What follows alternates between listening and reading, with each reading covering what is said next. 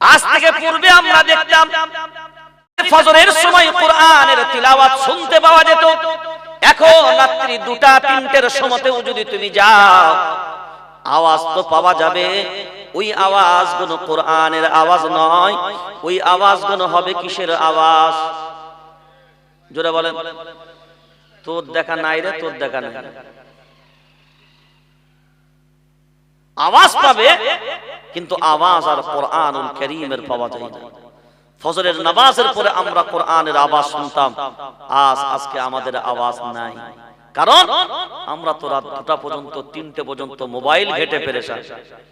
আর এই মোবাইলে আসক্ত হয়ে আমাদের জীবনগুলো আস্তে আস্তে, আমার মনে হয় এখনকার জামানায় এমন কোন ছেলে হবে না যার রাত্রে ঘুমানোর সময় শেষ আমল মোবাইল ঘাটা হবে না। শেষ আমল কি? শেষ আমল কি?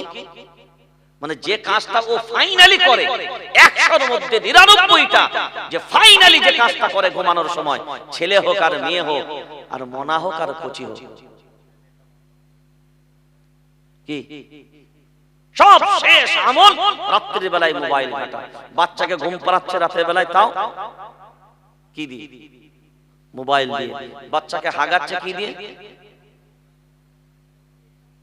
শালা পটিতে বসাচ্ছে, মাল খেঁচে উঠে বসে। মাল বসবে না, মোবাইল ধরে দেন, এবার মাল দেখেন, আর বসবে তো মাল আর উঠবে না। অভ্যাসটা কে করছে? বুঝে নিতে হবে সব সময় একটা জিনিস, ফরম্যাট যেমন প্রোডাক্টটাও তেমন। ফরম্যাট যেমন প্রোডাক্টটাও তেমন। মায়ের পেট হলো ফরম্যাট, আর সন্তান হলো প্রোডাক্ট। গরুর পেট থেকে গরুর বাচ্চাই বার হবে, ছাগলের বাচ্চা বেরোবে না। আর ছাগলের পেট থেকে ছাগলের বাচ্চাই বার হবে, গরুর বাচ্চা বার হবে না। তেমনি কুত্তার পেট থেকে কুত্তার বাচ্চাই বার হবে, কিন্তু বিড়ালের বাচ্চা বার হবে না। মানুষের পেট থেকে মানুষের বাচ্চাই বার হবে, অন্য বাচ্চা বার হবে না। নেককারিনী মা যদি হয়, নেককারিনী হওয়ার যে গুণ, আদ-দুনিয়া কুল্লুহা মাতা ওয়া খায়রু মাতা'আদ দুনিয়া আল-মারআতুস সালিহা। নবী বলেছেন গো, আমার বাপের কথা না, আল্লাহর নবী বলেন, আদ-দুনিয়া কুল্লুহা মাতা ওয়া খায়রু মাতা'আদ দুনিয়া আল-মারআতুস সালিহা। নবী বললেন, শুনে রেখে দাও, দুনিয়ার যা কিছু তোমরা দেখো সবই হলো আল্লাহর নিয়ামত। আর এই নিয়ামতের মাঝে উত্তম যে নিয়ামত, ওই নিয়ামতটার নাম হলো নেককারিনী নারী। কি নারী? কি নারী? নেককারিনী নারী। নেককারী নারীর গুণ প্রথমে কয়টা জিনিস শুনে নেন। নেককারী নারীর গুণ হবে কয়টা? 1 নম্বরে হলো বন্ধন লোন নেবে। বলেন 1 নম্বরে, জোরে বলেন। 2 নম্বরে গ্রুপ লোনের লিডার হবে। মেয়েগুলো মনে মনে ভাবছে, এমনি তো লেডি ডন হতে পারবো না, অন্তত 10 জনের গ্রুপে আমাকে যখন হেড করে দিচ্ছে, নেত্রী হয়ে গেলাম। এরা মনে করে যে আমি এত বড় নেত্রী হয়ে গেছি। মাশাআল্লাহ, আজকে যাদের নেত্রী হয়েছে আর যাদেরকে নিয়ে নেতৃত্ব দিচ্ছেন, জাহান্নামটাও যখন যাবেন আপনার নেতৃত্বেই যাবে, আলহামদুলিল্লাহ, কোনো অসুবিধা নেই। যদি মনে করেন না সিদ্দিকুল্লাহ তুই বেঁচে আছিস, হাত তুলে দোয়া চাইবি, সিদ্দিকুল্লাহ হাত তুললেও ওর হবে, ওর 14 গোষ্ঠীর খবর আছে।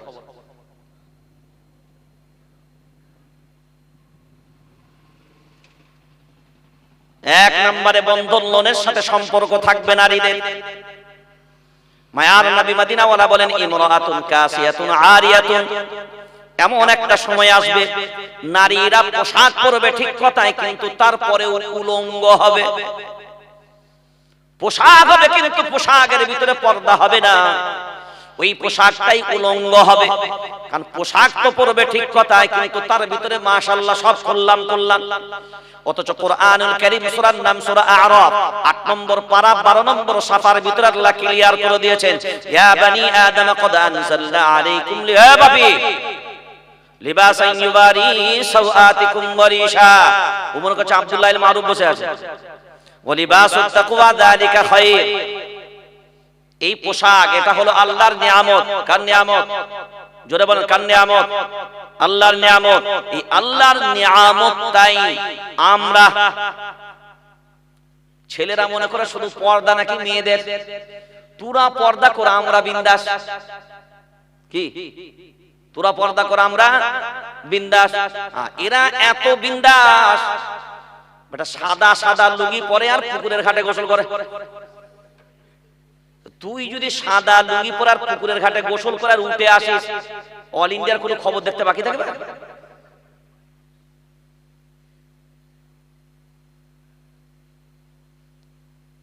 এ বলছে শুধু পর্দা মেয়েদের জন্য, ছেলেদের জন্য কোনো পর্দা নাই। ও বেটা যেখানে সেখানে রাস্তার ধারে বসলো, হাঁটু বের করে দিয়ে কাঁচা মেরে পেশাব করতে শুরু করলো। আর একবার পিছন দিকে জিজ্ঞাসা করে দেখ কি হলো। পর্দা অন্যায়, পর্দা শুধু মেয়েদের। এটা মনে কর শুধু পর্দা মেয়েরাই করবে, ছেলেদের পর্দা নেই। পর্দা উভয়ের জন্য পর্দা।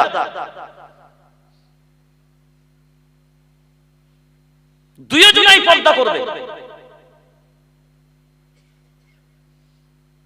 এবার নারীদের 3 নাম্বার গুণ হবে, এরা স্বামীদের সমালোচনা হবে, স্বামীদের সমালোচনা করবে।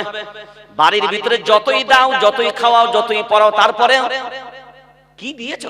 এতদিন 10 বছর বিয়ে হয়েছে, কি দিয়েছো? কি পেয়েছি? জীবনটা শেষ করে দিয়েছো। সুখ দিয়েছো কোনোদিন? শালা গোটা দুনিয়াকে দিয়ে দিলে ওদের জীবনে ভরবে না। হ্যাঁ, এটা তো ঠিক বলবি।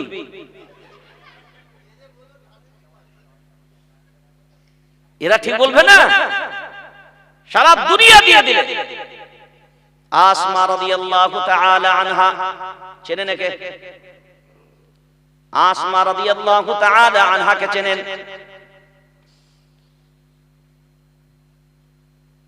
সিদ্দিক আকবর আবু বকর সিদ্দিক রাদিয়াল্লাহু তাআলা আনহার কন্যা।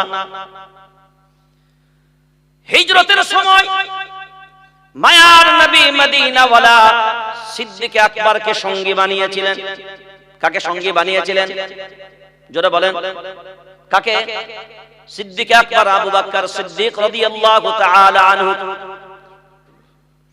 এখন আপনি জানেন আবু বকর সিদ্দিক রাদিয়াল্লাহু তাআলা আনহুর আব্বা তখনও ইসলাম গ্রহণ করে নাই।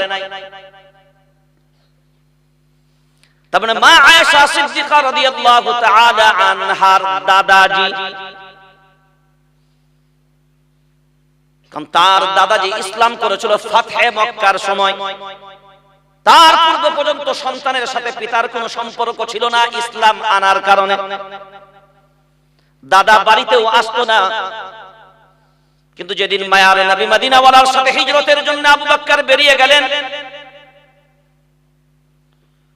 দাদুর মন, দাদার মন, মনে মনে ভাবনা চিন্তা গুলো, না জানি আমার পুতিন গুলো বাড়িতে একা আছে, আর আমার ছেলে আবু বকরকে আমি চিনি, জানি না আমার বাড়ির পুতিনদের প্রতি কি অবস্থায় তারা রেখে গেছে।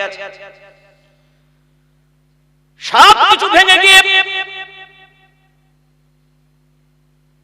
আসমা রাদিয়াল্লাহু তাআলা আনহার দাদা যান বাড়িতে আসলেন। আসার পরে বলে বাচ্চাদের সামনে, তোমার আব্বা বাড়ি থেকে চলে গেছে, তোমাদের জন্য কি রেখে গেল? সবকিছু ঠিকঠাক আছে না কিছুই?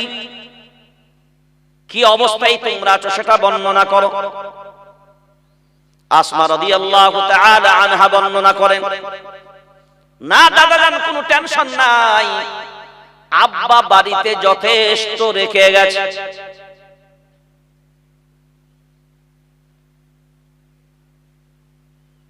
এই কথাটা বলার পরে দাদার মন বড় খুশি, তিনি বেরিয়ে চলে গেলেন। কিছু দূর যাবার পরে আবার মনে মনে হলো, আসমা তো বলল ঠিক কথাই, যথেষ্ট রেখে গেছেন, কিন্তু আমার ছেলেকে আমি চিনি, ও নবীর এত পাগল, ও নবীর জন্য সবকিছু উজাড় করে দিতে পারে। আমার মনে হয় না ও বাড়িতে সন্তানদের জন্য কিছু রেখে গেছে। কারণ আবু বকর সিদ্দিক যখন মায়ার নবী মদিনাওয়ালার কাছে যেতেন, মায়ার নবী মদিনাওয়ালার সম্পর্কে এক পর্যায়ে তো এমন হয়ে গেছে আবু বকরের কাছ থেকে আর আপনি কিছু চাইবেন না, কারণ আবু বকর দিতে জানে, কিন্তু এমন দিন চেয়ে বসবেন দিবার মতন কিছু থাকবে না, তখন আবু বকর অনেক লজ্জায় পড়ে যাবে।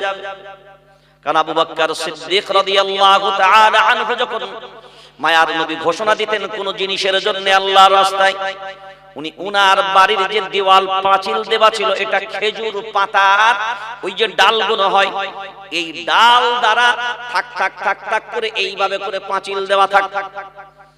কখনো কখনো আবু বকর সিদ্দিক ওই খেজুরের পাতার উপরে ছুঁচ গুঁজে রাখতেন।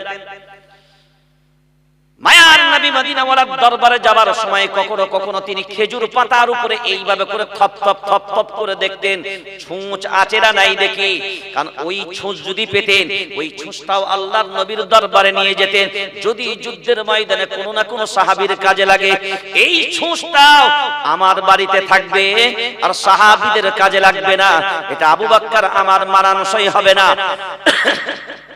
যার কারণে দাদু জানতো আমার ছেলের কি অবস্থা। তিনি আবার রাস্তা থেকে ব্যাক করে আসলেন, আসার পরে বলছে আসমা কতটা পরিমাণে তুমি বললে যথেষ্ট রেখে গেছে, সেই যথেষ্ট পরিমাণটা কি? বলছে দাদা জান যথেষ্ট পরিমাণটা হলো আমাদের বাড়িতে আমার আল্লাহ এবং আমাদের রাসূলকে আমাদের বাড়িতে রেখে গেছে। এইটা যদি এখনকার ছেলেরা বাড়িতে গিন্নিকে গিয়ে বলে আল্লাহকে আর তোমার রাসূলকে আমি রেখে যাচ্ছি, লগির কাঁচা খুলে নেবে,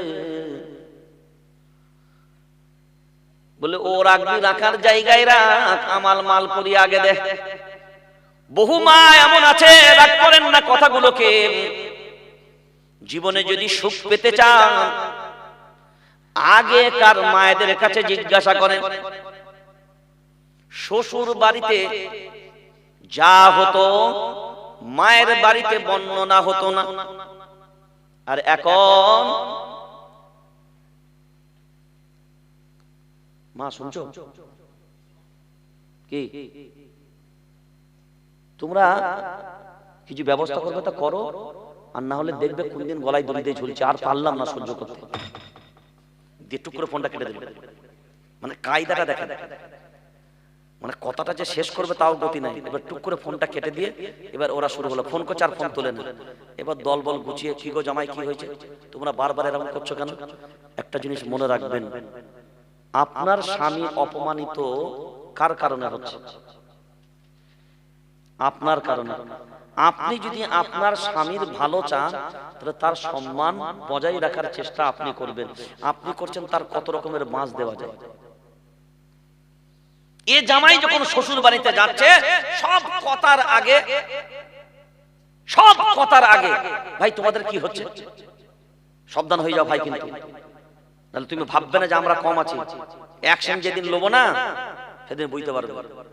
এই যে অপমানগুলো করছে এরা হলো নেককারিনী নারী, সুবহানাল্লাহ। এরাই তো নেককারিনী নারী না, এরাই তো আল্লাহ বলে ধৈর্য নেই যতই দেন, এই ধৈর্য হারা যতই পাক ধৈর্য হারা। মা খাদিজাতুল কুবরা রাদিয়াল্লাহু তাআলা আনহা আল্লাহর নবীকে বিবাহ করলেন। আপনি জানেন তিনি বিশাল ধনভাণ্ডারের মালিক ছিলেন। তো যেমনি বিবাহ করলেন সমস্ত মাল, সমস্ত কি মাল আল্লাহর নবীর খিদমতে দিয়ে দিলেন। এ মাল আজ থেকে আপনার, কারণ আমি আপনার আর আমার মালও কথা বলেন আমার। আর আমাদের বউগুলো না দেড়মুড়ের টাকাও যদি বাকি থাকে, হ্যাঁ সে টাকাটা দিলে না, ওটাও চেয়েছে, ওইটাও ছাড়বে না, ওটাও চেয়ে নেবে। তুমি দাও না, আমার বোনগুলো অনেকদিন থেকে চাচ্ছে দিতে পারছি না, তুমি টাকাটা আটকে রেখে দিয়েছো। আল্লাহু আকবার। এগুলো ভাবা দরকার যে আমরা কত নিচে আস্তে আস্তে যাচ্ছি। সব কথা এই যে তুলেছেন, সব হাতে দিয়েছেন, আপনি যা করছেন সব বাপের বাড়ি যাচ্ছে, সব বাপের বাড়ি যাচ্ছে, সব বাপের বাড়ি যাচ্ছে। আর এই সব খবর দিয়ে দিয়ে মায়ের বাপের কান ভাঙিয়ে ভাঙিয়ে আপনার সংসারটাকে বিছিয়ে তুলেছেন। আর এই ফোনের কারণে রং নাম্বারও লাগছে। কি নাম্বার জোরে বল, কি নাম্বার? হ্যাঁ, রং নাম্বার। তো রাত্রে 2টোর সময় তো মিস কল ঢুকছে, আর ফোনটা তো স্বামীর মাথার ঘুরাতে আছে। ওই বেটা উঠে বলছে কি বাবা রাত্রে 2টোর সময় বলছে কি জানি নাম্বারটা চিনি না মানে। আবার শুইছে, আবার 5 মিনিট পরে এই ওঠ, এই ওঠ, সত্যি কথা বল কার নাম্বার? কি এবার কি হবে? এই করে বহু সংসার শেষ হয়ে যাচ্ছে।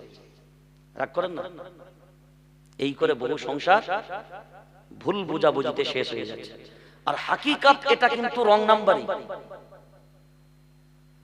দর্শন হয় না, আমাকে আমি নিজে দেখেছি। ফোনটা করি, এ গোবিন্দ দা ঠিক আছে রে। আরে কে গোবিন্দ? প্রথমে দেখ মালটা কে। তুই বলছো গোবিন্দ, আরে গোবিন্দ তো পরে হবে। তোর কথা শুনে আমি খুব আনন্দ। রং নাম্বার লাগে, রং নাম্বারটা স্বাভাবিক, কারণ কখনো একটা নাম্বার মিস হয়ে যাওয়ার কারণে এই গত পরশুদিন মালদায় প্রোগ্রাম ছিল, তো আমি নাম্বারটা দাওয়াতের সময় নোট করেছি, একটা শূন্য মানে 6 নাম্বারটা শূন্য করেছি দিয়ে এবার আগের দিনকে কল লাগাচ্ছি, কল ধরে না, টেনশনে পড়ে গেছি। এই স্টেজ কখন দিবে, যাব কখন, তুলবে কখন, আর দাওয়াত আসলে ক্যান্সেল হয়েছে না আছে। তারপরে বেটা দেখি রাত্রে বেলায় নিজেই ফোন করেছে, আমি যাক বাঁচা গেল। এগুলো স্বাভাবিক জিনিস, কিন্তু আজকে আমাদের সমাজে এগুলোকে নষ্ট করছে এই সামান্য ভুল ভ্রান্তির কারণে। তারপরে জায়ের কি বলবো, কারণ প্রত্যেকটা বউ চায় যে তার শ্বশুর বাড়িতে যেন তার থেকে আর কাউকে কেউ ভালো না বাসে, তার থেকে আর কেউ ভালো না বাসে। ওই জন্য যখনই দেখবেন যায় শাশুড়ি বয়ে, একটা মনে রাখতে হবে একটা জিনিস, যে এই যে জায়গাগুলো আমাদের সমাজে চালু হয়েছে, এগুলো আস্তে আস্তে আমাদেরকে অনেক দুর্বল করছে, আমাদের পরিবারকে ভেঙে ফেলছে, আমাদের পরিবার শেষ করে দিচ্ছে। সব থেকে কঠিন হলো যারা মেয়ে, যারা বৌমা হিসাবে আসছেন, যারা মহল্লায়, আমার মহল্লাতেও আসছেন বা যেখানে বৌমা হিসাবে যাচ্ছেন, তাদের প্রথম কথা হবে সংসারকে আপন বানাতে গেলে বহু জিনিস হজম করতে হবে, বহু জিনিস হজম করতে হবে। হজম না করতে পারলে খুঁটি কথায় কথায়। আর এখনকার ছেলেদের আমি দেখছি, এদের যে কে দিয়েছে কি জানি, সামান্য ঝগড়া হচ্ছে, যা 1 তালাক 2 তালাক 3 তালাক 10 তালাক 20 তালাক 100 তালাক যা। 100 তালাক কিসের লেগে দিলি? মানে 100টা জেনারেশন আসলে ও আর বিয়ে করতে পারবে না। কত তালাক মেরেছে। এবার যখন বেটা চাঁদি ঠান্ডা হয়েছে, তখন বলছে না আমি তো ওরম বলি নাই, আমি তো কি। এখন শালারা ওখান থেকে ঠ্যাস মেরেছে, তলাক দিয়েছো বোনকে, আয় কালকে রেডি হো, ডোমজুর থানার আইসি যাচ্ছে। তখন বলছে আমি তো এরকম ভাবে বলি নাই, আমি তো এরকম ভাবে বলেছিলাম, ওরা এটাই শুনেছে। ও ভয়ে করছে সংসার। আপনার এলাকাতেও বহু জায়গায় এরকম ঘটছে, এগুলো করবেন না। হাজার ঝগড়া হোক, তালাক শব্দ ইয়ারকির ছলেও আনবেন না। কিসের ছলে বললাম? ইয়ারকির ছলেও আনবেন না। মদ খেয়েও কি, আরে বল না, মদ খেয়েও আনবো না বলেন না। আমার ছেলে তো ওই জন্য চালাকটা একটু বেশি, যখন যদি বলি হ্যাঁ মদ খেয়েও আনবো না, তাহলে মদ খাবো। তার মানে কোন অবস্থায় যেন এই তালাক শব্দ আমাদের জুবানে না আসে। মনে রাখবেন, আপনি তো তালাক সহজে হয়ে যাবে, কিন্তু বাচ্চা কাচ্চা যখন থাকে তাদের জীবনগুলো আস্তে আস্তে পিতামাতার মাঝখান থেকে পৃথক হয়ে যায়। তারা যখন মা বাপের ঝগড়াগুলো দেখে না, আহা, আমাদের সমাজে কেওড়া ব্যক্তিদের মতন আচরণ। বাপ মাকে গাল দিচ্ছে, শহরের বাচ্চা তোকে ঘরে নিয়েছি, কাকে? বউকে গাল দিচ্ছে। তো বউ বলছে আমি শহরের বাচ্চা না তুই শহরের বাচ্চা। ছেলে একবার এইদিকে তাকায় ওইদিকে তাকায়, ও তখন মনে মনে ভাবছে শালা আমি কার বাচ্চা।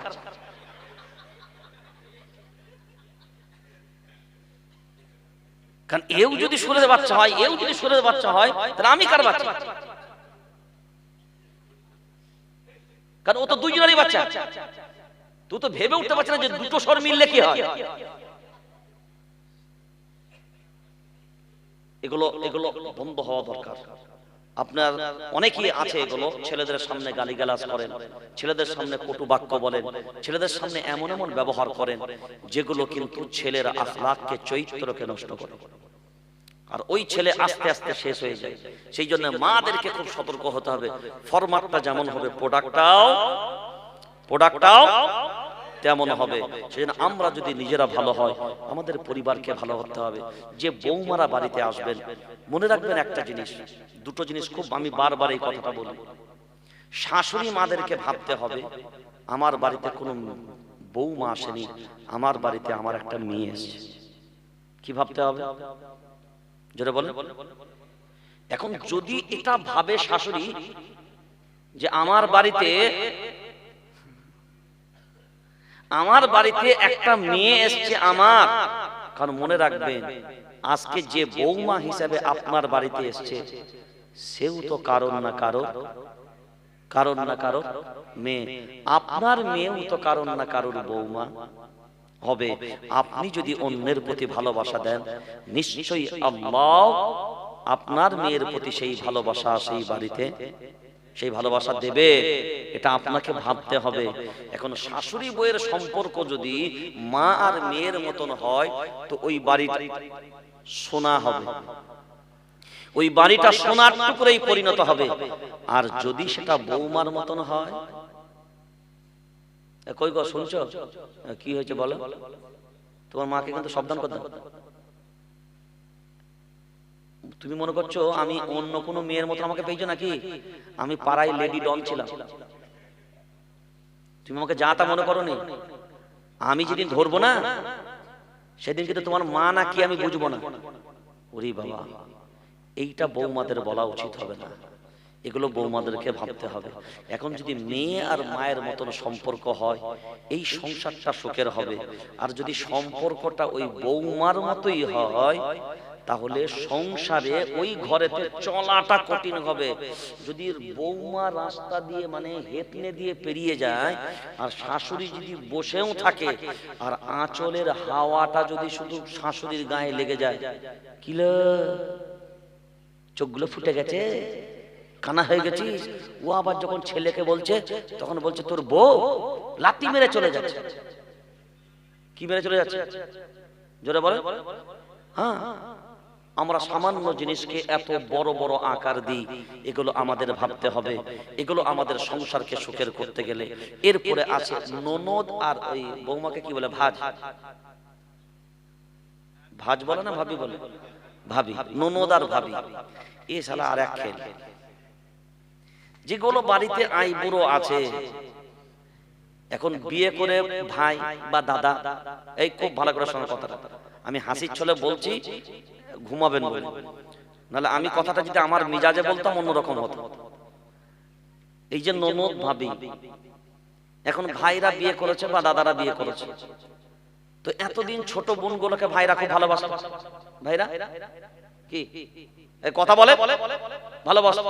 এখন বিয়ে যখন করে এনেছে, বউকে তো ভালোবাসতে হবে নাকি? এই কথা বলে। এখন বউকে যখন একটু সময় বেশি দিচ্ছে, ভালোবাসাটা বেশি হচ্ছে, তখন বোনের মনে হচ্ছে আমার ভাই এবার চেঞ্জ হয়ে গেছে। কি ভাই এবার চেঞ্জ হয়ে গেছে।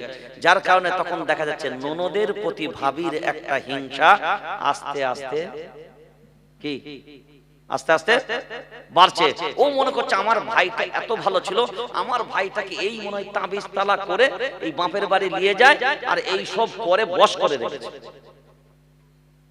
ওই জন্য আমি বলি, নতুন বিয়ে যে মেয়েদের হবে, বিশেষ করে আমার এলাকা, নতুন বিয়ের সময় খবরদার তাবিজ পরে শ্বশুর বাড়ি যাবে না। খবর খুব খারাপ আছে, খবর খুব খারাপ। এখন তাবিজটা ভালোর জন্য দেন আর মন্দের জন্য সেটা পরের কথা, কিন্তু যদি প্রথমেই তাবিজ জান, বহু শাশুড়ি এখন এমন হয়েছে নতুন বউ মারা গেলে আগে চেক করছে যে দেখি আমার বেটাকে বশ করার কোনো তাবিজ পড়েছে কিনা। এটা আমাদের সমাজে চলছে, কারণ এই কারবারে আমি আছি বলে আমি বুঝতে পারছি। সেজন্য এইগুলো থেকে সাবধান হবে। আর নেককারী নারীর যে গুণগুণ হবে, আমরা আসুন কবরের ভয়কে যদি সামনে রেখে আগায়, যে আমাদেরকে কবরে যেতে হবে আর কবরে জবাব দিতে হবে, প্রত্যেকটা অঙ্গ প্রত্যঙ্গ আমার সাক্ষী হবে। তখন আপনাকে ভাবতে হবে, আমাকে যখন জবাব দিতে হবে, আমি আমার রবের সামনে কি জবাব দেব। আজকে মৃত্যুর জন্য কোনো বয়স হয় না, মৃত্যুর জন্য কোনো সময় হয় না, কোনো সীমা হয় না। আল্লাহ আমাদেরকে সে তৌফিক দিক, আল্লাহ আমাদেরকে সে সবর দিক। প্রত্যেকটা বাড়ির বউদেরকে বলবো, প্রত্যেকটা বাড়ির মায়েদেরকে বলবো, আসুন আমরা ধৈর্যশীলা নারী হই। কি শিলা নারী? জোরে বলেন, কি শিলা নারী? ধৈর্যশীলা নারী। কারণ আপনাদের এটা তো কুটির শিল্প এলাকা।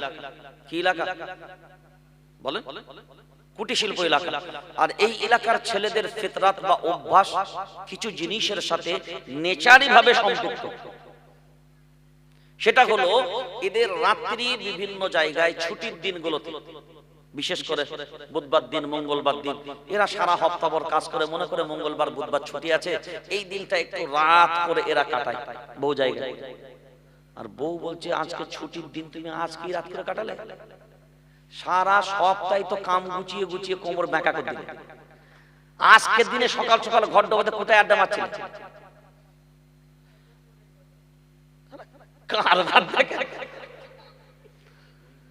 মানে এরা মনে মনে ভাবছে হুজুর আজকে এতদিন 23 বছরের মধ্যে আজকে আমাদের একটা উপকার করছে।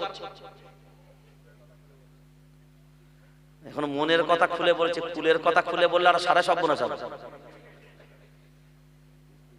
হ্যাঁ, এগুলো আমাদের ভাবতে হবে। একটা দিকে আপনাকে ভাবতে হবে, দুই দিকে বৌমারা ভাববেন যে আজকে ছুটির দিন, সপ্তাহে 1-2 দিন করছে, থাক, অসুবিধা কি আছে। আর ছেলেদেরকে ভাবতে হবে যে আজকে আমরা ছুটির দিন, বোতল দিয়ে দেন, পানি এনে ছেড়ে দে, পানি এনে দে। হ্যাঁ, এদিকে তাকান। তো বৌমাকেও ভাবতে হবে, তারা হপ্তার দিন পেয়েছে, একদিন ঘুরুক না, একদিন বাইরে একটু বন্ধু বান্ধবদের সাথে আড্ডা মারুক। আর ছেলেদেরকেও ভাবতে হবে সপ্তাহে 1 দিন ছুটি আছে, একটু দ্রুত যদি আমরা ঘরের দিকে যাই। দুই দিকটা যদি ব্যালেন্স রাখি, তাহলে দেখা যাবে দুই দিকটাই ভালো হবে। কারণ এখনকার বউদেরকে চালাতে গেলে ম্যানেজ করতে হবে। কি করতে হবে? ম্যানেজ করা বোঝেন তো? 150 টাকার শাড়ি কিনে আনবেন, ঘরে এসে বলবেন 700 টাকা দাম কি? আর মায়ের শাড়িটাই বলবেন ইস 550 টাকা দাম। মায়ের শাড়িতে বলবেন কি বলেন? 550। আর বউয়ের শাড়িতে যদি পিঠ বাঁচাতে চান, এই কারবারে নেমে পড়ে। আর নতুবা হ্যাঁ, যখন দেখবেন যে মায়েরটা 550 টাকায় চলছে, তখন দেখবেন এত দামে নিলে কেন, ওটা বাহ্যিকে বলছে, আর মনে বলছে ঠিকই আছে, সংসারটা ভালো হবে। এগুলোকে ম্যানেজ করার সময় এসছে। কারণ কোন হারের তৈরি?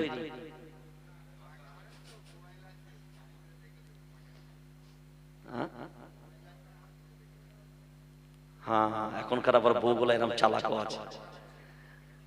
হ্যাঁ, না সব জায়গায় মাথা মারতে পারবে না, সেরকম কায়দা মারা ছেলে হলে, ওরকম বুকা ভান্ডার হলে ধরা পড়বে। হ্যাঁ, তো সেই জন্য এইগুলো বলার উদ্দেশ্য হলো, আমরা সংসারটাকে চালাতে গেলে ধৈর্যশীলা হতে হবে, যেটাই আছে সেইটাতে আমাদেরকে সন্তুষ্ট থাকতে হবে। কি বললাম? আর সংসারে অনেক কিছু ঘটবে, প্রত্যেক কথায় আমরা মায়ের বাড়ি কল করব না। এইটা আমাদের খুব গুরুত্বপূর্ণ একটা বিষয়। হট কথাই মাকে জানানো, বাপকে জানানো, ভাইদেরকে শোনানো। আর এরা মনে করে মা বাপকে বলবো না, ভাবিদেরকে ঠিক বলবে। আর ভাবিরা এত কুটকুটি হয়, মানে কখন দেখবে খালি ওর দাদা। এই জানো, আমার মনে হয় হাসি ফোন করেছিল, জানো, দেখো কিছু একটা হচ্ছে মনে হয়, ওইটুকু বলে দিল। কেন, কি হয়েছে? তেমন কিছু খুলে বললো না, তবে মনে হচ্ছে খুব অসুবিধাই হচ্ছে। ও আবার একটু বাড়িয়ে বলে দিল, ও মনে করলো কিছু বিশাল ব্যাপার হয়েছে। ব্যাস, সংসার কোনো আস্তে আস্তে এইভাবে করে ধ্বংস করছে। এগুলো সংসার থেকে, সমাজ থেকে বন্ধ হতে হবে। আমাদের সমাজে আর একটা খারাপ গুণ আছে, এই বিয়েতে ভাঙচি দেওয়া। বিয়েতে কি দেওয়া? ছেলেগুলোর বয়স মানে গাঁট পড়ে যাচ্ছে।